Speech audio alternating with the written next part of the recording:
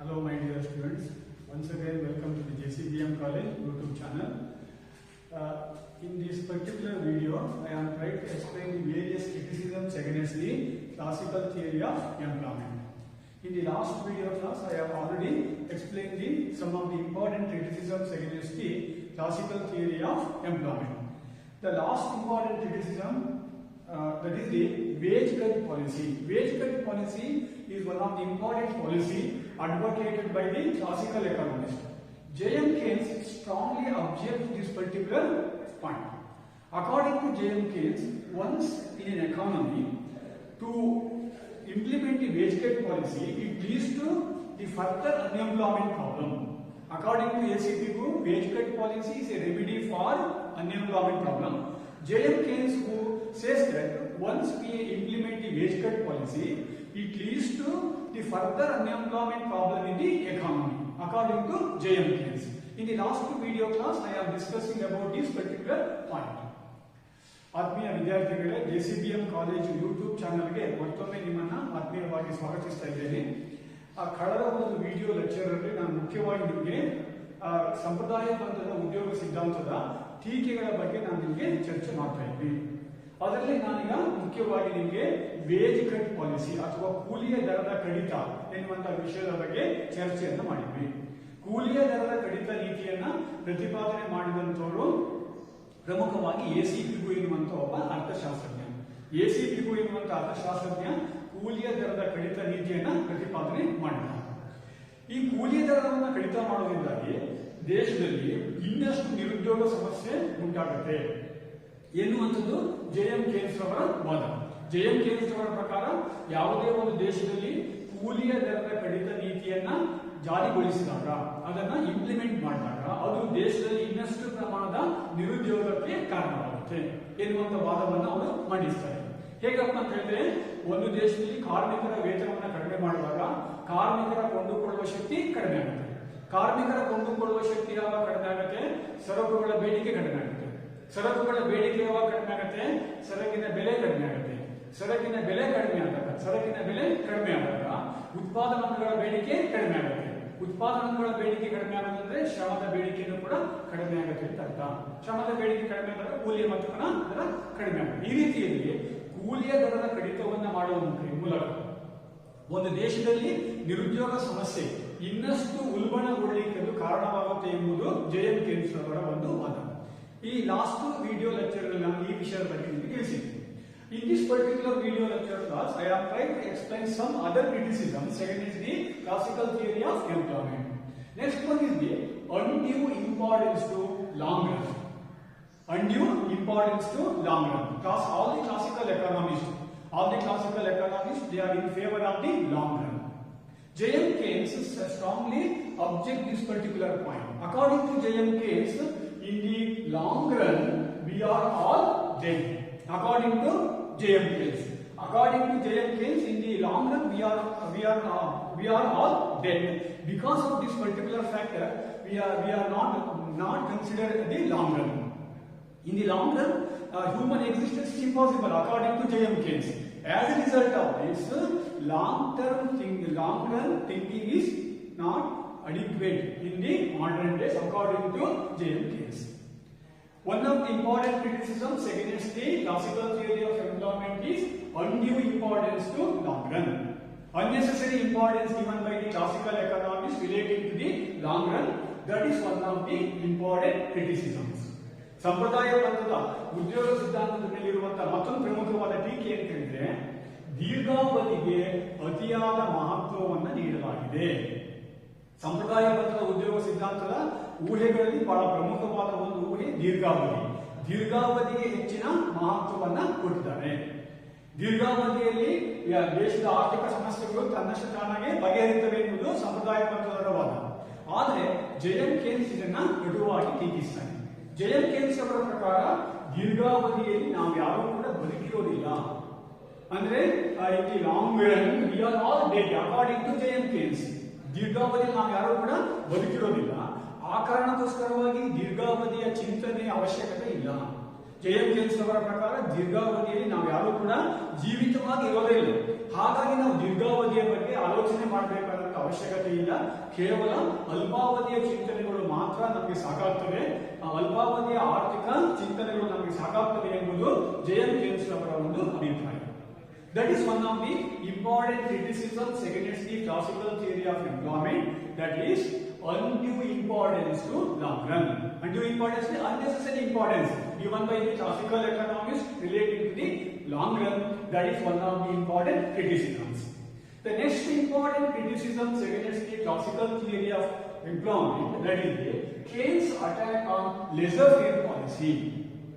All the classical economists, they are in favor of the laissez-faire policy.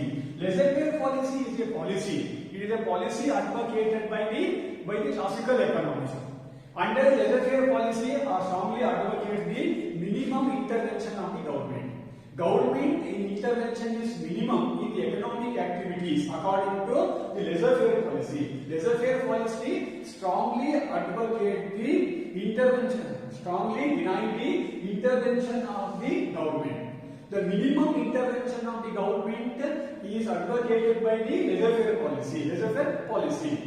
J.M. Keynes strongly attacked on the laissez-faire policy, especially in the modern economies. In the modern economy, government played a very important role. Government played a very crucial role to achieve the economic development. To achieve the economic development in any nation, government intervention is very, very important. In each and every field, in each and every walks of life of the people, government intervention is very, very important. To encourage the economic development, the various economic activities are made by the government itself. That is very, very important one according to J.M. Keynes. But the classical economists, they are in favor of laissez-faire policy. J.M. Keynes, who strongly object the concept of laissez-faire policy. Strongly object the laissez-faire policy. That is one of the important criticisms. ಸಂಪ್ರದಾಯ ಪಂಥದ ಉದ್ಯೋಗ ಸಿದ್ಧಾಂತದ ಮೇಲೆ ಇರುವಂತಹ ಮತ್ತೊಂದು ಪ್ರಮುಖವಾದ ಟೀಕೆ ಏನು ಅಂತ ಹೇಳಿದ್ರೆ, ಜೆ.ಎಂ. ಕೇನ್ಸ್ ಅವರು ಈ ಒಂದು laissez-faire ಪಾಲಿಸಿಯನ್ನ ಕಟುವಾಗಿ ಟೀಕಿಸ್ತಾರೆ. ಮುಕ್ತ ಆರ್ಥಿಕ ವ್ಯವಸ್ಥೆಯನ್ನ ಸಂಪೂರ್ಣವಾಗಿ ಅವನು ಟೀಕಿಸ್ತಾನೆ. ಅಂದ್ರೆ ಯಾವುದೇ ಒಂದು ದೇಶದಲ್ಲಿ, ಯಾವುದೇ ಒಂದು ಆರ್ಥಿಕ ವ್ಯವಸ್ಥೆಯಲ್ಲಿ ಈ laissez-faire ಪಾಲಿಸಿಯನ್ನ ಏನು ಸಂಪ್ರದಾಯ ಪಂಥದವರು ಪ್ರತಿಪಾದನೆ ಮಾಡ್ತಾರಲ್ಲ, ಅದನ್ನ ಜೆ.ಎಂ. ಕೇನ್ಸ್ ಅವರು ಅಪೋಸ್ ಮಾಡ್ತಾನೆ. ಜೆ.ಎಂ. ಕೇನ್ಸ್ ಈ ಒಂದು laissez-faire ಪಾಲಿಸಿ ಏನಂದ್ರೆ, ಸರ್ಕಾರದ ಒಂದಿಷ್ಟು ಇಂಟರ್ಫಿಯರೆನ್ಸ್ ಅಥವಾ ಸರ್ಕಾರ ಜನರ ದೈನಂದಿನ ವ್ಯವಹಾರಗಳಲ್ಲಿ ಭಾಗವಹಿಸುವುದನ್ನ ಈ ಒಂದು laissez-faire ಪಾಲಿಸಿ ನಿರಾಕರಣೆ ಮಾಡುತ್ತೆ. ಈ laissez-faire ಪಾಲಿಸಿಯಲ್ಲಿ ಸರ್ಕಾರದ ಹಸ್ತಕ್ಷೇಪವನ್ನ ತಡೆ ಹಾಕಲಾಗುತ್ತೆ. ಸರ್ಕಾರ ಎನ್ನುವುದು ಕೇವಲ ಕೆಲವು ಕಾರ್ಯವನ್ನ ಮಾಡುವ ಉದ್ದೇಶಕ್ಕೋಸ್ಕರವಾಗಿ ಒಂದು ದೇಶದಲ್ಲಿ ಇರಬೇಕು ಅಂತ ಹೇಳೋದು ಈ ಪಾಲಿಸಿಯ ಒಂದು ಪ್ರಮುಖವಾದ ಒಂದು ಉದ್ದೇಶ ಆಗಿದೆ. ಇದನ್ನ ಜೆ.ಎಂ. ಕೇನ್ಸ್ ಕಟುವಾಗಿ ಟೀಕಿಸ್ತಾನೆ. ಇವತ್ತು ಆರ್ಥಿಕ ಅಭಿವೃದ್ಧಿಯನ್ನು ಸಾಧಿಸಬೇಕಾದ್ರೆ ಯಾವುದೇ ಒಂದು ದೇಶಕ್ಕೆ ಸರ್ಕಾರ ಎನ್ನುವುದು ಬಹಳ ನಿರ್ಣಾಯಕವಾದ ಪಾತ್ರವನ್ನು ವಹಿಸಬೇಕಾಗುತ್ತೆ. ಸರ್ಕಾರದ ಹಸ್ತಕ್ಷೇಪ ಇಲ್ಲದೆ ಯಾವುದೇ ಒಂದು ದೇಶ ಆರ್ಥಿಕವಾಗಿ ಪ್ರಗತಿ ಹೊಂದಲಿಕ್ಕೆ ಸಾಧ್ಯವಿಲ್ಲ. ಹಾಗಾಗಿ ಸರ್ಕಾರದ ಭಾಗವಹಿಸುವಿಕೆ, ಸರ್ಕಾರದ ಮಧ್ಯಪ್ರವೇಶವನ್ನ ಇಲ್ಲಿ ನಾವು ಯಾವತ್ತೂ ಕೂಡ ಜೆ.ಎಂ. ಕೇನ್ಸ್ ಅವರು ಪ್ರತಿಪಾದನೆ ಮಾಡ್ತಾರೆ. ಸರ್ಕಾರ ಇಲ್ಲದೆ ಯಾವುದೇ ಒಂದು ದೇಶ ಆರ್ಥಿಕವಾಗಿ ಪ್ರಗತಿ ಹೊಂದಲಿಕ್ಕೆ ಸಾಧ್ಯ ಇಲ್ಲ.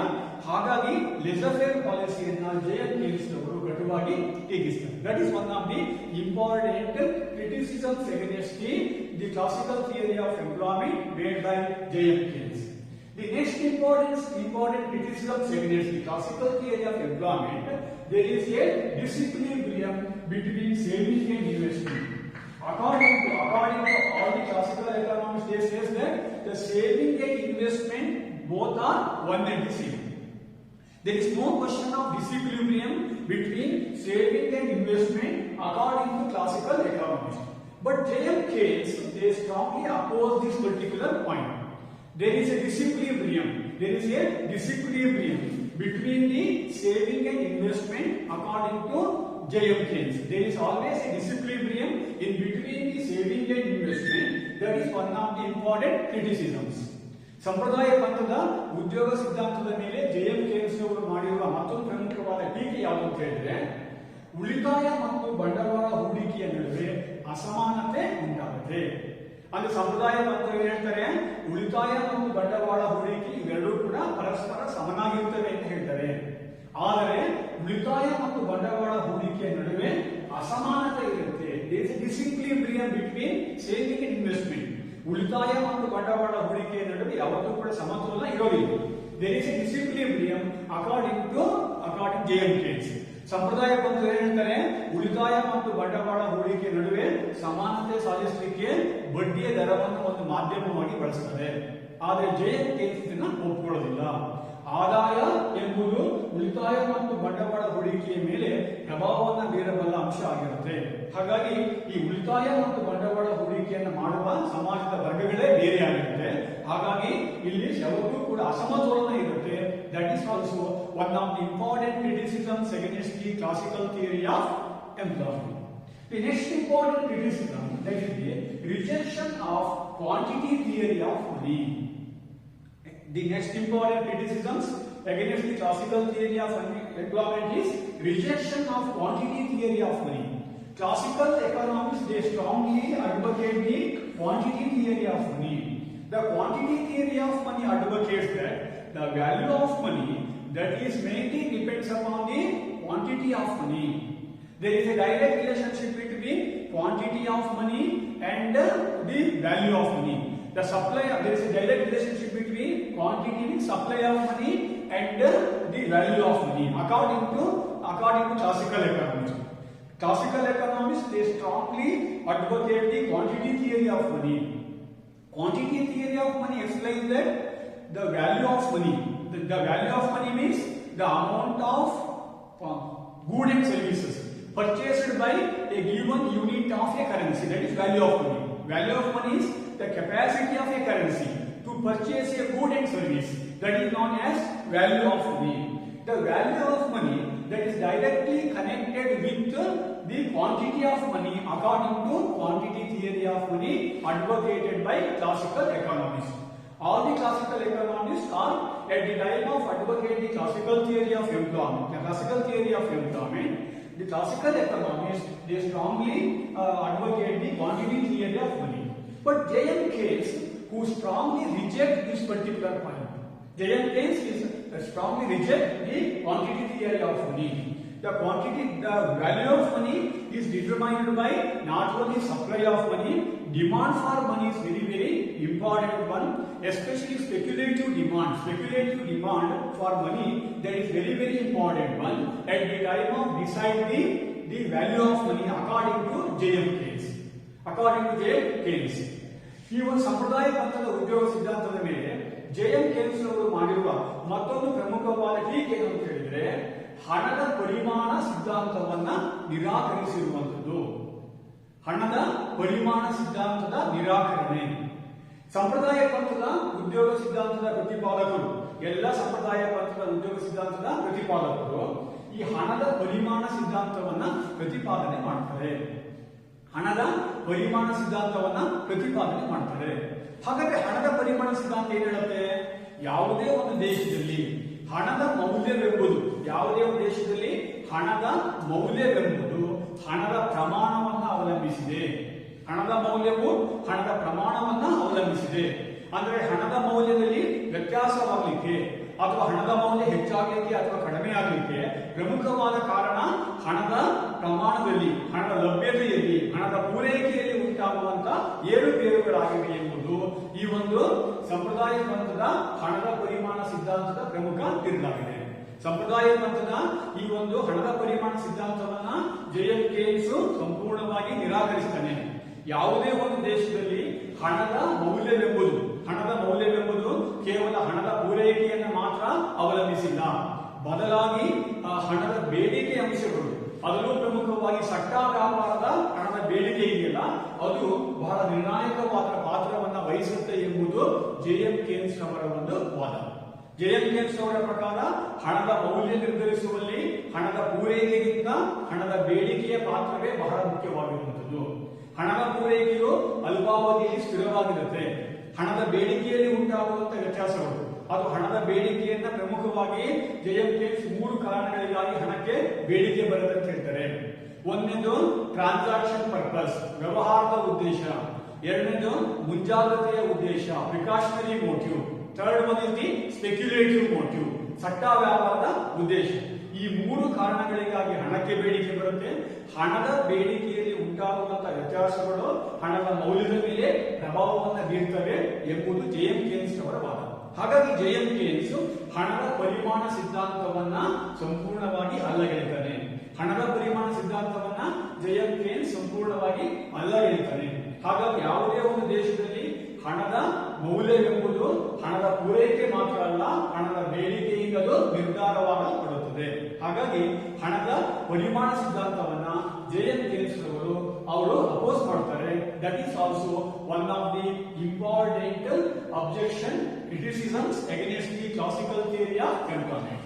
The next important criticism, that is the neglect the macroeconomic variables. In any economy, in any nation, the macroeconomic variables are played a very important role. The macroeconomic variables played a very dominant role in any economy. Unfortunately, classical economics, they neglect the macroeconomic variables. They are only considered the microeconomic variables. That is one of the important criticisms against the classical theory of employment. Classical theory of employment was criticized by J.M. Keynes on another important ground is the classical economics, they neglect the macroeconomic variables. Macroeconomic variables means the variable relating to the nation, like the national income, national employment. These are the concepts of macroeconomic variables. But these classical economists, they are not able to consider the macroeconomic variables. They consider only microeconomic variables. That is one of the important criticisms.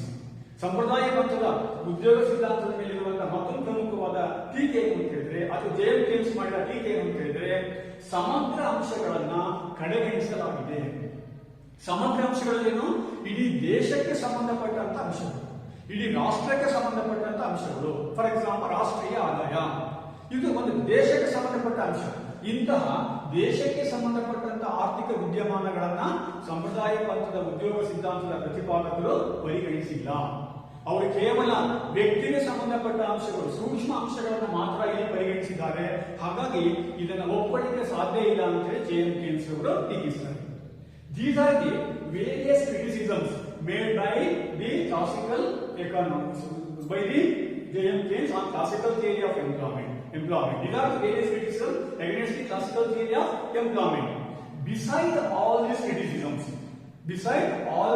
criticisms, at the end we can conclude that classical theory of employment is one of the important theory developed by classical economists. It is an attempt to point out the real problems of the economy, especially the problem of unemployment, underemployment, etc. Classical theory of employment suffering from own defects, but at the end we can say that classical theory of employment is an attempt to explain the major problems of the modern world, that is the unemployment. ಸಂಪ್ರದಾಯ ಪಂಥದ ಉದ್ಯೋಗ ಸಿದ್ಧಾಂತದ ಮೇಲೆ ಇಷ್ಟೆಲ್ಲ ಟೀಕೆಗಳಿವೆ. ಇಷ್ಟೆಲ್ಲ ಟೀಕೆಗಳಿದ್ದಾಗೂ ಕೂಡ ನಾವು ಅಂತಿಮವಾಗಿ ಏನ್ ಹೇಳ್ಬೋದು ಅಂತ ಹೇಳಿದ್ರೆ, ಸಂಪ್ರದಾಯ ಪಂಥದ ಉದ್ಯೋಗ ಸಿದ್ಧಾಂತ ಅಂತ ಹೇಳೋದು ನಿರುದ್ಯೋಗ ಸಮಸ್ಯೆ ಅಥವಾ ಪೂರ್ಣ ಉದ್ಯೋಗದ ಸಮಸ್ಯೆ, ಅದು ಉದ್ಯೋಗಾವಕಾಶಗಳ ಮೇಲೆ ಬೆಳಕನ್ನ ಚೆಲ್ಲಿಕೆ ಮಾಡಿದಂತ ಒಂದು ಪ್ರಾಮಾಣಿಕ ಪ್ರಯತ್ನ ಅಂತ ನಾವು ಹೇಳಿಕೆ ಬರುತ್ತೆ. ಅಂದ್ರೆ ಇದರ ದೋಷಗಳಿಂದ ಮುಕ್ತ ಆಗಿಲ್ಲ, ಅನೇಕ ದೋಷಗಳಿವೆ. ಆದಾಗ್ಯೂ ಕೂಡ ಸಂಪ್ರದಾಯ ಪಂಥದ ಉದ್ಯೋಗ ಸಿದ್ಧಾಂತ ಒಂದು ಈ ನಿರುದ್ಯೋಗ ಸಮಸ್ಯೆ ಅಥವಾ ಪೂರ್ಣ ಉದ್ಯೋಗ ಎನ್ನುವಂತಹ ಕಲ್ಪನೆಗೆ ಸಂಬಂಧಪಟ್ಟಂತೆ ವಿಶ್ವದ ಗಮನವನ್ನ ತನ್ನ ಕಡೆ ಸೆಳೆಯಲಿಕ್ಕೆ ಒಂದು ಮಾಡಿದಂತಹ ಪ್ರಮುಖವಾದ ಪ್ರಯತ್ನ ಅಂತ ನಾವು ಹೇಳಿಕೆ ಬರುತ್ತೆ. ಈ ಒಂದು ಕಾನ್ಸೆಪ್ಟ್ ಮೇಲೆ ನಿಮಗೆ 15 ಮಾರ್ಕಿನ ಪ್ರಶ್ನೆಗಳನ್ನ ಕೇಳ್ತಾರೆ. 15 ಮಾರ್ಕ್ ಪ್ರಶ್ನೆಗಳಿಗೆ ನೀವು ಇದಕ್ಕೆ ತಯಾರಿ ಆಗಬೇಕಾಗುತ್ತೆ. That is the end of this particular concept, like that the classical theory of employment. ಇದು ಸಂಪ್ರದಾಯ ಪಂಥದ ಉದ್ಯೋಗ ಸಿದ್ಧಾಂತ ಅಂದ್ರೇನು, ಸಂಪ್ರದಾಯ ಪಂಥದ ಉದ್ಯೋಗ ಸಿದ್ಧಾಂತಕ್ಕೆ ಸಂಬಂಧಪಟ್ಟಂತ ಬೇರೆ ಬೇರೆ ಅಂಶಗಳನ್ನು ನಾನೀಗ ನಿಮ್ಮ ಮುಂದೆ ಹೇಳಿದ್ದೀನಿ. Thank you.